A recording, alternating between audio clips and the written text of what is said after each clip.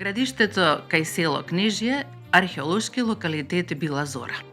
Културното наследство на големата Овчеполска котлина уште од памти век воодушевува со својата непроценлива вредност, а пријатните климатски услови, поради огромните природни ресурси и географската положба, овозможиле живот на овие простори низ сите познати ери и епохи од минатото. Континуитетот на животот во Овчеполието е потврден и од стотиците археолошки локалитети, а историските податоци укажуваат на богатата и славна историја на овие краишта. Во општина Свети Николе, која зафаќа поголем дел од Овчеполе, се наоѓаат остатоци од стари населби од пред илјадници години кои се видливи и денес. Во археолошката карта овој локалитет е забележан како античка Била Зора, еден од најголемите градови во антиката.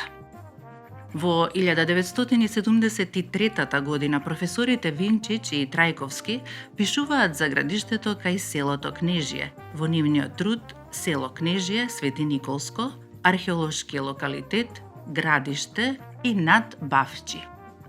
Во следните години професорот Иван Миколчич ја прекинува дотогашната традиција за идентификување на Била Зора во Велес, а во 1976 го објавува трудот Убикација на Била Зора, со што ја поставува предпоставката дека градиштето кај селото Кнежје во Овчеполе го крие еден од најголемите градови во антиката. Со научниот труд ги поставува основите за идните толкувања на археолошките пронајдоци на локалитетот. Во 1985 Музеот на Македонија извршил пробно сондажно истражување на локалитетот.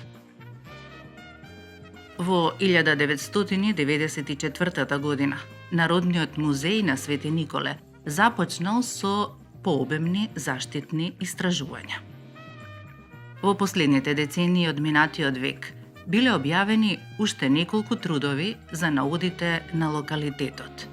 На местото се случувале воени вежби, а во подножјето на ридот биле вршени ископувања за песок, при што во 1994 година била откриена големата градба од археолозите нарекувана ритуален базен, за кој се предпоставува дека би можел да биде цистерна за вода, ритуална бања, па дури и влез во некакво подземје.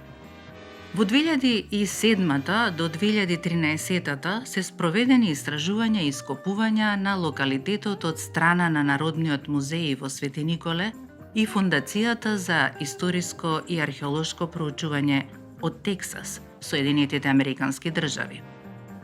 По завршувањето на повеќегодишните истражувања беше одржана изложба на артефакти од локалитетот, а професорите и студентите од Соединетите Американски држави објавија неколку трудови и публикации во меѓународната научна литература. Од 2014 истражувањата во целост ги превзема Народниот музеј со подршка од Управата за заштита на културното наследство и Министерството за култура, а во истражувањата поактивно се вклучуваат професори и студенти по археологија.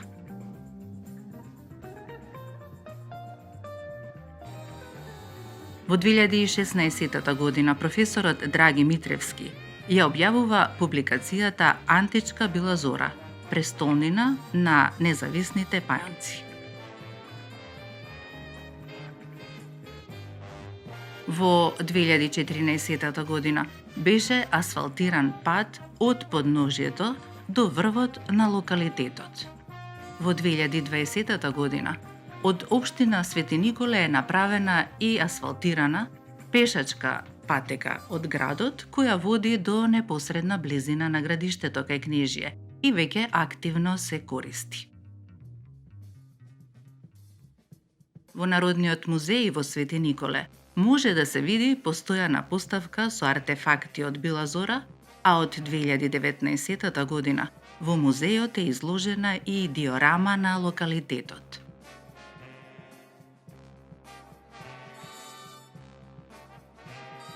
Неколку од представените пронајдоци се навистина ретки и уникатни, а квалитетот на изработката потсетува на славните антички времиња на овие простори.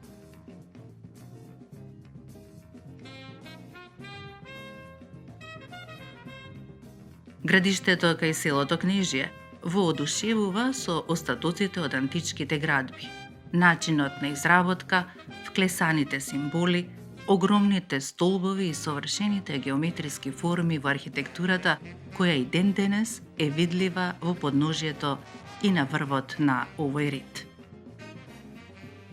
Освен остатоци од античкиот период, потврдени се и пронајдоци од железното време, што покажува дека на овој локалитет животот траел низ непознатите периоди на дамнешното минато.